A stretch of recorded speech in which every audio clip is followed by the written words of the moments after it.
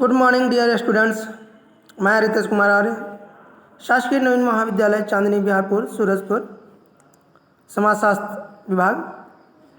तो आज हम लोग समाजशास्त्र की इस कक्षा में पढ़ेंगे बीए तृतीय वर्ष के प्रथम पत्र। पिछले क्लास हम लोग पढ़े थे जनजातियों की नातेदारी, है ना। आज हम लोग पढ़ेंगे जनजातियों की रीति। ठीक है, तो जनजातियों की रीति, आप लोग रीति से जानते होंगे रीति क्या होती है। रीति हम जानते हैं कि किसी चीज़ का उपयोग करने की क्रिया, है ना। किसी भी चीज़ का, है ना, मतलब कोई भी कार्य होता है उसको उपयोग करने की क्रिया या उपयोग होने का तथ्य को ही हम रीति कहते हैं। ठीक है, वो कुछ भी हो सकता है। जैसे हम लोग देखें तो हमारे घर में शादी होता है, विवाह होता है, या फिर रिलेशन होता है, या जो हंसी मजाक होती है, ये भी क्या है, एक प्रकार का रीति है ना, जो बहुत पुराने प्राचीन समय से चली आ रही होती है ना। इसीलिए कहा गया है कि रघुकुल रीत सदा चली आई, प्राण जाए पर बचन न जाए, है ना। अर्थात रघुकुल, है ना, जो रघुकुल थे अर्थात जो राम के पूर्वज थे, उनमें एक सिद्धांत था कि यदि हम वचन दे दिए तो उसको पालन करना है ना। मतलब कि यदि हम किसी भी व्यक्ति को जो अपनी वाणी से कह दिए उसको हमें 100% पूरा करना ही करना है। जैसे हम देखें तो राजा राम थे, उन्होंने अपने पिता द्वारा जो वचन प्राप्त किए थे उसको पालन करने के लिए उन्होंने 14 वर्ष का वनवास गए थे, है ना। तो ये क्या है, ये एक प्रकार का रीति है ना। मतलब कि कुछ भी हो जाए, हमारे भले ही क्यों न प्राण चली जाए, लेकिन हम अपने जो क्रिया है, जो हमने वचन दिए हैं, उसको हम पूरा करेंगे तो करेंगे। ये उनके वहाँ का, उनके परिवार का ये सिद्धांत था। ठीक है, तो जो क्रिया होती है ना उसी को हम लोग रीति बोलते हैं। अब जो क्रिया होगा उसका उपयोग करने का तरीका, है ना, उसके उपयोग करने का प्रकार, ठीक है, तो उन्हीं को हम लोग रीति कहते थे। चलिए आज हम लोग देखते हैं नातेदारियों की रीति जनजातियों में किस प्रकार से है। ठीक है, तो देखिए कहता है कि नातेदारी व्यवस्था के अंतर्गत रक्त अथवा विवाह से संबंधित व्यक्तियों से हमारा एक विशेष संबंध ही नहीं है होता, बल्कि विभिन्न प्रकार के संबंधों को अभिव्यक्त करने के लिए कुछ विशेष व्यवहारों अथवा रीतियों को भी महत्व दिया जाता है। ठीक है, अर्थात जो नातेदारी व्यवस्था होता है उसके अंतर्गत रक्त और विवाह से जो विशेष संबंध है ना, एक विशेष संबंध ही नहीं बल्कि विशेष प्रकार के संबंधों के अभिव्यक्त करने के लिए कुछ विशेष व्यवहार अथवा रीतियाँ को भी महत्व दी जाती है। अर्थात जो हम लोग रिश्ते होते हैं, जो हमारे नाते होते हैं, उसको व्यवहार में लाने की जो क्रिया होती है ना, उसी को हम लोग बोलते हैं रीति। ठीक है, और इसका भी एक देखें तो विशेष महत्व होती है। ठीक है, वास्तव में यह विभिन्न नातेदारी जो संबंध स्थापित है उनमें कुछ का और श्रद्धा का भी सम्मान होता है ना। अर्थात जो नातेदारी होती है, जो रिश्ते होते हैं, उसके स्थापना में, मतलब उसको बनाने में कुछ का बहुत आधार उसका जो होता है ना, मतलब कि जो उसका बेस है वो श्रद्धा हो सकता है और सम्मान के साथ। ठीक है, जैसे हम देखें तो हमारे गुरु के प्रति क्या होता है, श्रद्धा और सम्मान की व्यवहार होता है ना। अपने बड़े भैया, अपने पेरेंट्स के साथ क्या होता है, श्रद्धा और सम्मान का स्थापना होता है। ठीक है, तो अनेक व्यवहारों का आधार स्नेह, प्रेम और परिहास होता है। ठीक है, मतलब बहुत सारे जो व्यवहार होता है ना, वहाँ पे हम देखें तो हमारा स्नेह होता है, स्नेह, है ना, और प्रेम और परिहास। ठीक है, तो इसके बारे में और आगे हम लोग देखेंगे, परिहास क्या है, स्नेह क्या है, प्रेम क्या है। ठीक है, तो इस तरह से हमारा जो रिलेशन होता है वह जुड़ा हुआ होता है। अब इसके अतिरिक्त हम देखें तो नातेदारी व्यवस्था को नियंत्रित करने के लिए अनेक ऐसी रीतियाँ भी विकसित हो जाती है जिसके द्वारा कुछ व्यक्तियों के बीच घनिष्ठता बढ़ जाने का प्रयत्न किया जाता है ना।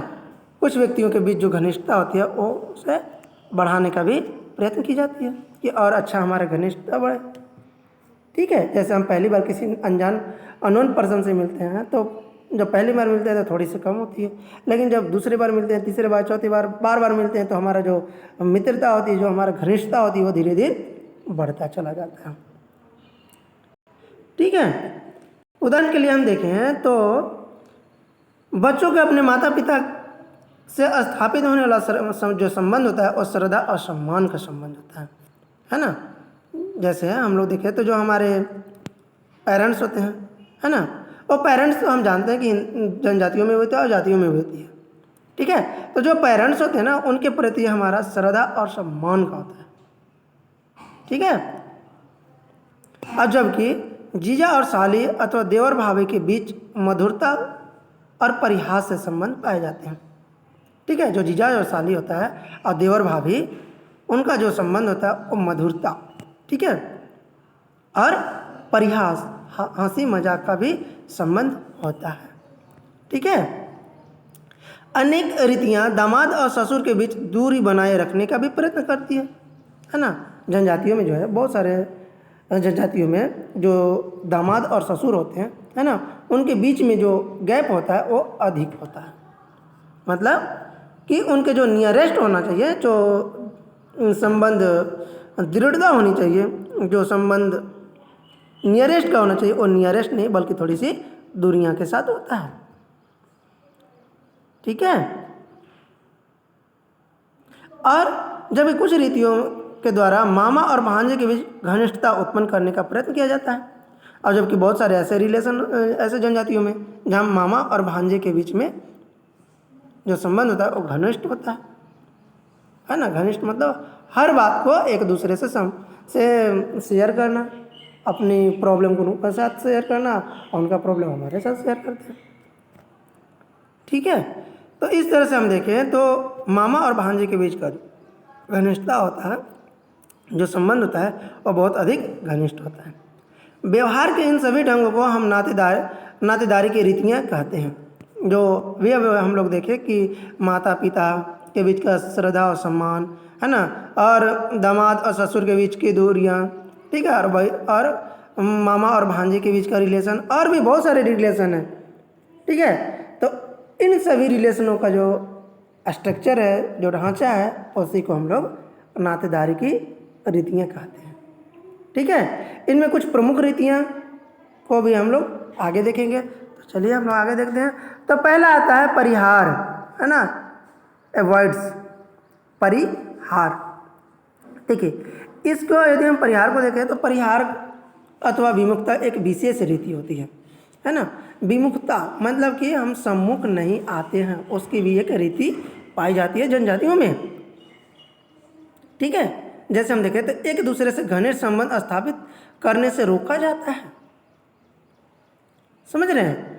अर्थात जैसे हम देखें तो जैसे पति पत्नी का रिलेशन होता है तो वहाँ पे क्या होता है, घनिष्ठ संबंध होता है और आपस में संबंधित होते हैं, मतलब कि आपस में जुड़ सकते हैं, फिजिकल रिलेशन बना सकते हैं। परंतु कुछ ऐसे रीतियाँ हैं जिसमें हम देखें तो एक दूसरे का जो संबंध होता है उसको स्थापित करने से रोका जाता है, अवॉइड किया जाता है ना। जैसे हम देखें तो जो छोटे भाई की जो पत्नी होती हैं और बड़े भाई होते हैं, उनके बीच का जो रिलेशन होता है वो आपका परिहार का होता है ना, अवॉइड किया जाता है। ठीक है, और हम देखें तो परिहार संबंधी रीतियां दो विभिन्न संबंधियों को इस बात का निर्देश देती है कि वे एक दूसरे से प्रत्यक्ष अंतःक्रिया करें, एक दूसरे से दूर रहें, जहाँ तक संभव हो एक दूसरे का नाम न लें। ऐसा भी होता है कि नहीं? आज बहुत सारे जनजातियों में या फिर जातियों में जो होता है ना, जो औरतें होती हैं, ठीक है, वो अपने पति के नाम नहीं लेती हैं, और जो उनके पति के जो बड़े भाई होते हैं उनका भी नाम नहीं लेते हैं, है कि नहीं? और एक दूसरे के प्रत्यक्ष अंतःक्रिया नहीं होता है, नहीं किया जाता है। ठीक है, एक दूसरे से दूर रहते हैं। जानते होंगे आप लोग, देखते ही होंगे, है ना, कि कुछ रिलेशन ऐसा है जिसमें हम देखें तो एक दूसरे के सामने भी नहीं आते हैं, है ना, जिसको हम लोग भैंसुर बोलते हैं, है ना। तो जो भसुर होते हैं और जो कन्या के मतलब भाई की जो छोटे भाई की जो पत्नी होती है उनके बीच का रिलेशन जो होता है वो थोड़ी दूरियां बनाए हुए होता है ना। और एक दूसरे का नाम भी नहीं लेते हैं अथवा उनसे बातचीत भी नहीं करने दिया जाता है। यदि बातचीत भी होती है तो वे दूर रहकर ही होता है। ठीक है। लोवी का कथन है कि ससुर और पुत्र वधू तथा सास और दामाद के पारस्परिक संबंध परिहार के मुख्य उदाहरण हैं। ठीक है। जो ससुर और पुत्र वधू तथा सास और दामाद के पारस्परिक जो संबंध होता है वो परिहास का मुख्य उदाहरण है ना। अर्थात जो परिवार में जो आपके पुत्र वधू किसको कहते हैं, जो पुत्र के पत्नी होती है उन्हीं को हम लोग पुत्र वधू कहते हैं। तो पुत्र वधू और ससुर के बीच का जो संबंध होता है ना वो परिहार होता है, विमुखता होती है। ठीक है। और सास और दामाद के पारस्परिक संबंध में भी विमुखता पाई जाती है। ठीक है। और देखिए लवी और बोलते हैं कि ये युकाधीर जनजातियों के परिहार का उल्लेख करते हुए बताया है कि इस जनजाति में बहू कहीं भी अपने ससुर अथवा ज्येष्ठ का चेहरे को नहीं दिखाती और न दामाद अपनी सास अथवा ससुर के चेहरे को देख सकता है ना। अर्थात जो बहू कभी भी अपने ससुर अथवा जेठ समझ रहे हैं ना, मतलब कि जो पति होते हैं जिन औरतों के उनके जो बड़े भाई जो होते हैं उनके समक्ष अपना चेहरा भी ढक कर रखते हैं। ठीक है। और दामाद अपने सास अथवा ससुर के चेहरे को नहीं देखता है। ठीक है। और हम देखें तो जनजातियों में परिवार संबंधी रीतियों को समझा जा सकता है। ठीक है। जनजातियों में भी ये पाई जाती है और जातियों में भी पाई जाती है। ठीक है। तो आष्टिक जनजाति में बहू अपने ससुर के सामने और दामाद अपने सास के सामने तब तक नहीं जाते जब तक वे किसी संतान को जन्म न दें। ठीक है। अर्थात आष्टिक जनजाति में जो बहू होती है वो अपने ससुर के सामने है ना वो तब तक नहीं जाती हैं जब तक वो बहू एक संतान का जन्म ना दे। ठीक है। और बहू के लिए यह परिहार आवश्यक है ना। ये जो परिहार है ये बहू के लिए अति आवश्यक है। ऐसा नहीं है कि उसे इग्नोर कर दिया जाए। ठीक है। और हम देखें तो जो बहू होती है ना वो सदैव घूंघट निकालकर अपनी सास से बात करे। ठीक है। घूंघट समझते हैं, जो आंचल होता है साड़ी का वो माथे पे लेते हैं। ठीक है। और अपने पूरे फेस को ढक के रखते हैं और यहाँ तक कि जब अपनी सास के समक्ष भी जाते हैं ना तो पूरी तरह से घूंघट में होती हैं। ठीक है। और न्यू गिनी के बोकाऊ जनजाति में ही सास ससुर और दामाद के बीच इसी प्रकार का परिहास संबंध प्रचलन है। ठीक है। समझ गए हैं। अर्थात जो न्यू गिनी के बोकाऊ जनजाति हैं उनमें भी सास ससुर और दामाद के बीच इसी प्रकार का परिहार संबंध प्रचलित है। सास और ससुर न तो दामाद को देखते हैं और न ही उनके स्पर्श कर सकते हैं और यहाँ तक कि स्पर्श भी नहीं करना होता है। ठीक है। और एक दूसरे के नाम का उच्चारण भी नहीं करना होता है। ये बात आप लोग भी जानते हैं है ना कि जो औरतें छोटी होती हैं अपने घर के, छोटी मतलब जो रिलेशन में छोटे होते हैं वो अपने बड़ों का नाम नहीं लेती हैं, है ना। ठीक है। दामाद से यह अपेक्षा की जाती है कि वह अपने ससुर की ओर न देखे और जो दामाद होता है ठीक है इससे ये आशा की जाती है, अपेक्षा की जाती है कि वह अपने ससुर की ओर ना देखे, है ना। मतलब कि अपने ससुर को भी नहीं देखना है, ऐसा परिहार है।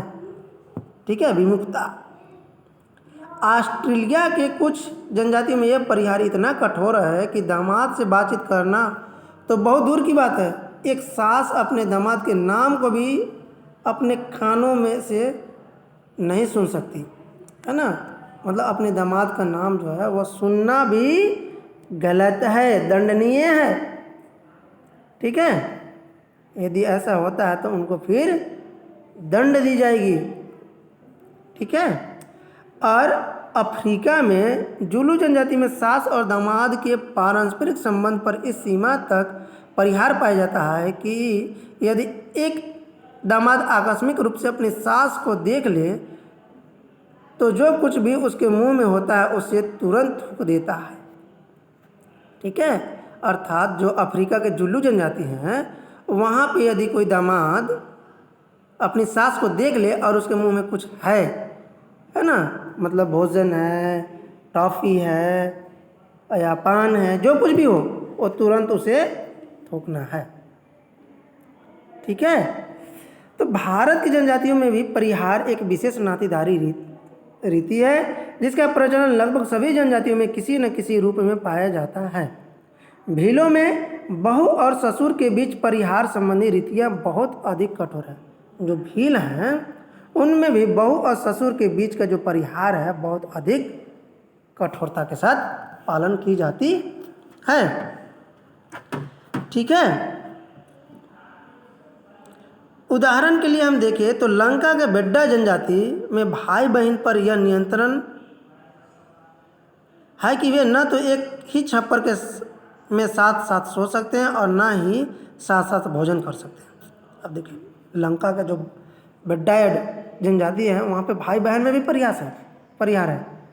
ठीक है, वहाँ पे एक छप्पर के नीचे ना तो सो सकते हैं और ना ही वह भोजन कर सकते हैं। ठीक है। तो इस संबंध में मुख्य प्रश्न यह उठता है कि विभिन्न नातेदारियों के बीच परिहार संबंध रीतियाँ किस कारण विकसित हुई है। आखिर कारण क्या है भाई, ये परिहार संबंध विकसित हुआ है ना। आखिर कुछ तो कारण होगा ना भाई, तब तो ऐसा नियम बनाया गया है। तो ये नियम जो है देखिए फ्रेजर महोदय क्या बताते हैं कि परिहार संबंधी रीतियों का उद्देश्य निकट संबंधी के बीच यौन संबंधों की संभावना को समाप्त करना है ना। जैसे जो फ्रेजर महोदय हैं उन्होंने बताया कि जो आपसी संबंध होता है, जो रिलेशनशिप बनता है, यौन संबंध स्थापित करते हैं, है ना, उसको समाप्त करना ही इस रीति का मुख्य उद्देश्य है कि हर व्यक्ति हर किसी के साथ, है ना, यौन संबंध नहीं बना सके। ठीक है। जो नियम बनाया गया है जिसके साथ बनाना है सिर्फ उसी के साथ व्यक्ति यौन संबंध स्थापित कर सकता है, बाकी किसी के साथ नहीं। यदि ऐसा करता है वो कहीं पकड़ा जाता है तो उसे सामाजिक दंड दी जाती है। आप लोग जानते ही होंगे कि जब कभी भी जो भी बहू होती हैं या फिर बड़े भाई के जो छोटे भाई के जो बड़े भाई होते हैं, है ना, वो छोटे भाई की पत्नी को यदि स्पर्श कर जाते हैं या फिर उनको कुछ और करते हैं तो उनके ऊपर सामाजिक दंड लगाई जाती है ना, और आर्थिक दंड भी लगाई जाती है, और इसके साथ साथ जो धार्मिक क्रियाएं होती है उसको भी करना पड़ता है। ठीक है। तो इसी वजह से जो है हम देखें तो आपका परिहार, है ना, संबंध परिहार नीति की नातेदारियों का उल्लेख किया जाता है ताकि आपस में संबंध नहीं बनाएं। इस कारण ससुर, बहू, सास, दामाद और भाई बहन के बीच परिहार संबंध रीतियों का विकास हुआ है ना। कोई भी व्यक्ति आपस में रिलेशन नहीं बना सके इसीलिए यौन संबंध, है ना, नहीं करे, इसीलिए यह सिद्धांत लागू किया गया है। ठीक है। सास ससुर तथा सास बहू तथा ससुर और दामाद के बीच स्पष्ट होने वाले परिहार वास्तव में पहली स्थिति के फलस्वरूप ही विकसित हुई। ठीक है। कहता है कि एक दामाद अथवा पुत्र वधू जिस परिवार से नए घर में जाते हैं वहाँ शिष्टाचार संबंधी विशेषताएं और नैतिक मूल्यों ससुर के घर से भिन्न हो सकते हैं। इस दशा में बहू और दामाद को सास ससुर से इसलिए पृथक रखा जाता है जिससे उनके बीच में सांस्कृतिक तनाव उत्पन्न ना हो, है ना। जो सास ससुर होते हैं, ठीक है, तो उनके बीच में जो सांस्कृतिक तनाव मतलब जो सामाजिक टेंशन, सामाजिक समस्या होती है वो नहीं हो, इसीलिए विमुखता का रीति अपनाई जाती है। ठीक है। रेडकिल ब्राउन महोदय क्या कहते हैं, देखिए कहते हैं कि नातेदारी व्यवस्था में अनेक व्यक्ति ऐसे होते हैं जिनके बीच घनिष्ठ संबंध स्थापित होने से परिवार में अनेक दूसरे सदस्यों में द्वेष और ईर्ष्या की भावना पनप जाती है ना। बहुत अधिक यदि किसी व्यक्ति के साथ रिलेशन मतलब दृढ़ता के साथ बन जाए तो जो और व्यक्ति हैं उनमें क्या हो, द्वेष, ईर्ष्या, है ना, क्रोध, ये उत्पन्न हो सकता है। इसीलिए इस परिहार रीति को लागू किया गया है। ठीक है। टायलर महोदय देखिए क्या बोलते हैं, टायलर कहते हैं कि परिहार संबंध रीतियों का कारण आरंभिक मातृसत्तात्मक परिवार व्यवस्था में ढूंढा जा सकता है। मातृसत्तात्मक परिवार में दामाद को एक अपरिचित और बाहर के व्यक्ति समझा जाता है। इसी कारण दामाद और सास के बीच परिहार का प्रचलन हो गया। ठीक है। अर्थात जो दामाद होते हैं ना वो बाहरी व्यक्ति को माना जाता है ना। इसीलिए हम देखें तो दामाद को अलग रखा जाता है ना, और सास के समक्ष या बहू के समक्ष वे जो होते हैं उनको नज़दीक नहीं आने दी जाती है जब तक कि उनका एक संतान नहीं हो जाए। ठीक है। अतः इन्हें इस कारण के आधार पर स्पष्ट नहीं किया जा सकता है कि परिहास का उद्देश्य विभिन्न नातेदारी के बीच सम्मानपूर्ण संबंध बनाए रखना, है ना, और सदस्यों को नई परिस्थितियों अनुकूल करने के लिए अधिक से अधिक अवसर प्रदान करने का परिवार का व्यवस्थित और शांतिपूर्ण बनाए रखना है। ठीक है। अर्थात और भी कारण है जिसके माध्यम से हम परिवार में संतुलित रख सकते हैं। नेक्स्ट है परिहास संबंध, जोकिंग रिलेशन। ठीक है। तो देखिए कहता है कि कुछ नातेदारी ऐसे हैं जिसमें हम देखें तो हंसी मजाक, व्यंग, है ना, और ताने मारना। ठीक है। ये कुछ रिलेशन के जो रीतियां हैं वो भी होती है। हंसी मजाक होता है, जैसे हम लोग देखें देवर भाभी के बीच, है ना, जीजा साली के बीच जो ये रिलेशन होता है वहाँ पे आपका परिहास संबंध होता है। ठीक है। एक दूसरे से हंसी मजाक होता है और काफ़ी सीमा तक स्वतंत्र व्यवहार करने की अनुमति भी होती है ना। और इस सिद्धांत को जो है ब्राउन महोदय ने दिया है तो परिहार संबंध है। ठीक है। और परिहार जो था वो आपका फ्रेजर महोदय दिए थे। ठीक है। तो परिहार संबंध दो व्यक्तियों के बीच पाए जाने वाला वह संबंध है जिसमें एक पक्ष को प्रथा द्वारा यह छूट रहती है और कभी कभी उसमें यह अपेक्षा की जाती है कि वह दूसरे पक्ष को तंग करे या उसे हंसी मजाक करे, लेकिन दूसरे पक्ष उसका कुछ बुरा नहीं माने, है ना। जैसे आप लोग देखेंगे ना जनजातियों में या प्रजातियों में भी होती है, जो देवर भाभी होता है, जीजा साली होते हैं, वो बहुत हंसी मजाक होता है, बहुत अधिक होता है। तो वहाँ पे एक कैपेसिटी होनी चाहिए कि वह हंसी मजाक को, है ना, सीरियस नहीं ले, और नहीं तो फिर क्या होगा, फिर बस और जो रिलेशन है वो फिर तनाव में आ जाएगा। इसीलिए यदि एक पक्ष हंसी मजाक कर रहा है तो दूसरे पक्ष को उसे अपनी इंसल्ट, अपमान नहीं होना चाहिए, नहीं मानना चाहिए। ठीक है। तो जीजा साली होते हैं, देवर भाभी होते हैं, ननद भाभी होती है, मामा भांजा होता है ना, दादी पोती होते हैं और चाचा भतीजा भी होते हैं जिसमें हंसी मजाक बहुत अधिक होता है। ठीक है। तो देखिए कहता है कि एक पक्ष को अक्सर नीचा दिखाने और उसके कपड़े फाड़ने और संपत्ति का मनमाना उपयोग करने का प्रयत्न करता है। उदाहरण के लिए हम देखें तो अरापो जनजाति में जीजा या साली